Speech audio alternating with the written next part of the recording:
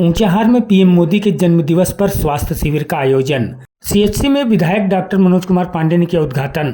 रायबरेली के ऊंचाहार में प्रधानमंत्री नरेंद्र मोदी के जन्मदिन पर एक स्वास्थ्य शिविर का आयोजन किया गया। बुधवार को आयोजित इस सेवा पखवाड़ा शिविर का उद्घाटन स्थानीय विधायक डॉक्टर मनोज कुमार पांडे ने किया। शिविर का संयोजन भाजपा ओबीसी मोर्चा के प्रांतीय मंत्री अभिलाष चंद्र कौशल ने किया। उद्घाटन के बाद विधायक डॉक्टर मनोज कुमार पांडे ने कहा कि प्रधानमंत्री मोदी का पूरा जीवन भारतीय समाज और देश की सेवा को समर्पित है।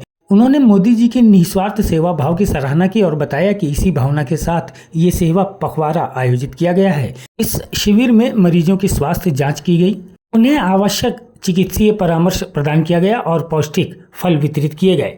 शिविर का मुख्य उद्देश्य जन कल्याण और स्वास्थ्य जागरूकता बढ़ाना था। स्वास्थ्य कर्मियों ने रोगियों के स्वास्थ्य की जानकारी ली और उन्हें उचित सलाह दी। विशेष रूप से छोटे बच्चों के पोषण पर ध्यान केंद्रित किया गया, जहां बच्चों को दूध पिलाया गया और उनकी माताओं को बच्चे की देखभाल संबंधी महत्वपूर्ण सुझाव दिए गए। इस दौरान सीएचसी पर विभिन्न प्रकार के स्टॉल भी लगाए गए। इस अवसर पर सीएचसी अधीक्षक डॉक्टर मनोज शुक्ल, पूर्व जिला पंचायत सदस्य राजा जितेंद्र बहादुर सिंह, आशीष तिवारी, पवन सिंह, डॉक्टर दिवाकर तिवारी और डॉक्टर शिव त्रिपाठी सहित कई प्रमुख लोग मौजूद रहे। ब्यूरो रिपोर्ट, सच लिखने का जुनून।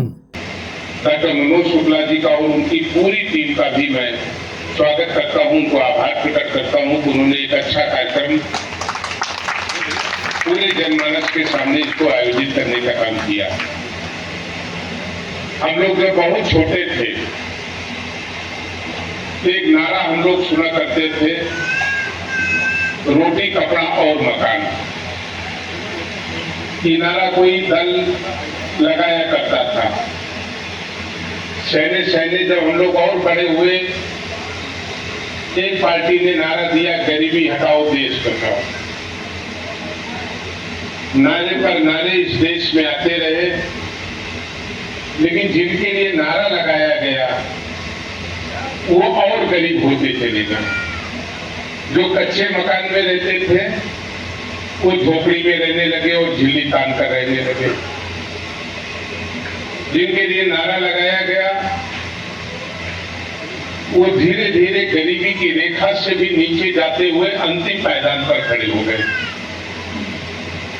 नारे तो लगते रहे इस देश में, गरीब के लिए, कमजोर के लिए, मजदूर के लिए, नारियों के लिए, और नारों पर लोग वोट भी लेते रहे।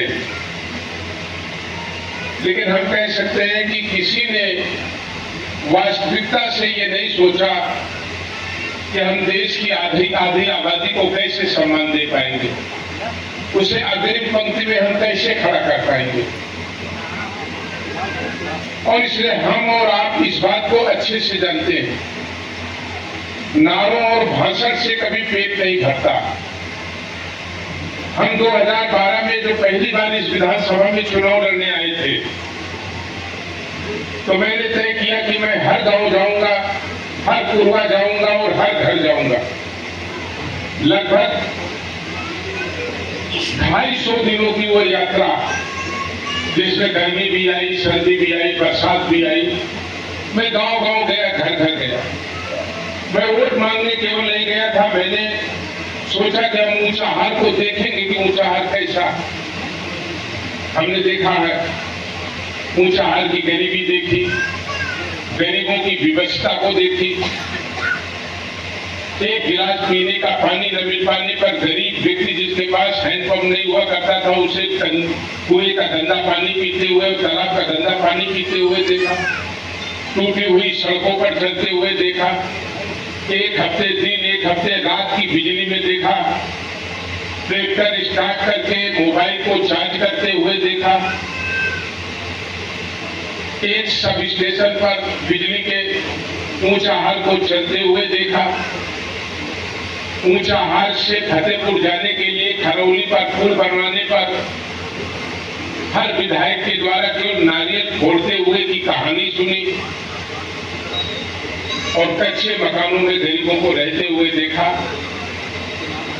और सबसे ज्यादा आश्चर्य तो तब हुआ जब अमीर आदमी जिसका 3 मंजिल का मकान होता था, वो गरीबी रेखा का कार्ड लेकर के घूमता था, और जिसके शरीर में कपड़े नहीं होते थे वो अमीरी रेखा का कार्ड लेकर के घूमता था। ये भी हमने ऊंचाहार में देखा। आखिर कौन जिम्मेदार है इसका? जनता ने तो हरदम अपना काम किया, जनता ने तो विश्वास करके वोट देने का काम किया, लेकिन वोट लेने वाले लोगों ने केवल जनता के साथ धोखा करने का काम। हमने गांव में लोगों की मुंह से ये